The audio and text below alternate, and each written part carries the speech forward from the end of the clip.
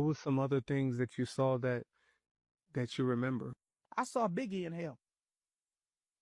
Yeah. I used to love Biggie Small. He used to have this song called Give Me One More Chance, and I used to love the extended remix. Oh, I used to be in the club, boy. That was my jam. 2016, I was in Dakar, Senegal, and I saw this particular female on Facebook. I won't call her name, but I saw her on Facebook, and she was professing to be a child of God, but she was at the wax museum, and she was hugging this wax person Figure. or doll or Yeah. whatever it was. She was hugging this copy of Biggie, saying, "This should have been my husband." I said, "Lord, what in the world? This woman's supposed to be a child of God. You in there talking about this ungodly man supposed to be your husband?" Mm. An hour later, Jesus Christ took me from that room into hell.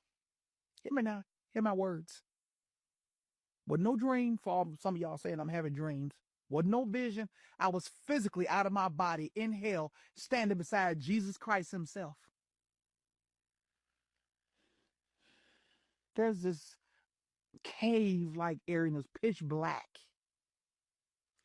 And there was these two, the demons was almost as, the demons was darker than the darkness. You didn't even know it was demons there until you saw the whites of their eyes. That's how you knew that they was creatures. And these demons had to be 13, 14, 15 feet tall. And they were standing in front of a jail cell. A jail cell in hell. A jail cell in hell. The bars went up and down, and they were dug into the top of this cave-like area and then dug into the bottom. And it was just a carved out area of a cave room.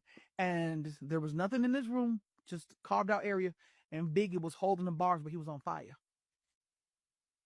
from the inside. He was burning from the inside. Like somebody put a bomb in his belly, he exploded. And I saw him, and I'm standing there looking at him. And I asked Jesus, I said, "Jesus, why is this man here?" And these are the words Jesus said verbatim, is written on record in heaven. This is what he told me. He said, "This man," he ain't even call him his name. He said, "This man told me he didn't need me." This man went to a fetish priest and got charms he carried around in his pocket to become famous. And he said, Wait, what did you say? this man went to a fetish priest and got charms that he put in his pocket that he carried around to become famous. You don't know nothing about that? Oh, America, America. There are witch doctors who are given a semblance of power by demons, by Satan himself. And it's practiced a lot in Africa and other countries. Yes. It's not practiced as much here, Yes. but it's practiced a lot in Africa. Where there are real witch doctors. That's all they do 24/7, 365. They live in their little witch doctor huts or witch doctor tents, and they serve Satan. And they take these little charms. It could be an earring. It could be a piece of a rock. It could be a piece of a cloth. And they do incantations over this, whatever, over this charm. And they give it to the person. And demons follow that charm. And whatever that person asks of from that witch doctor, those demons make happen. That's it. That's what they do. And he believed he was a king. And Jesus said, but mostly it's because he told me he didn't need me. When Jesus finished speaking, them two demons, one demon told the other demon that he wasn't speaking in English. He was speaking this language I ain't never heard, but I knew what he was saying. He was saying, because he was pointing. They had staffs. They had poles. I don't know what's up with the staffs, but they had these staffs. And he was holding the staff with his right hand. He pointed. He said he was telling the other demon to get him out of that cell, and they're going to take him for more torment. So when they came out of the cell, fake king's robe appeared on him, fake crown. And they took him and put him in a juicer. Now, in the spirit realm, you have a permanent spirit body.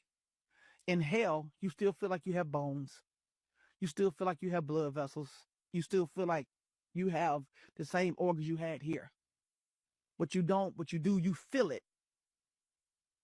And he felt the pain of breaking bone, muscles and ligaments and tendons, his skull being cracked and smashed. He felt that. and then it was all on the floor in a big mush pile. And then his body just came back together, and then they put him back in his cell.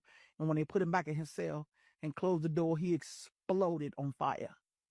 Like somebody put a bomb inside his chest and he exploded, but his body didn't do nothing. He was just burning from the inside. Yes, he's in hell. He told Jesus he didn't need him. Acts chapter 4, verse 12 is very clear. John 3:16 is very clear. For God so loved his word that he gave his only begotten son, that whosoever believeth on him shall not perish, but shall have everlasting life. Biggie didn't want him. He didn't want to have nothing to do with him.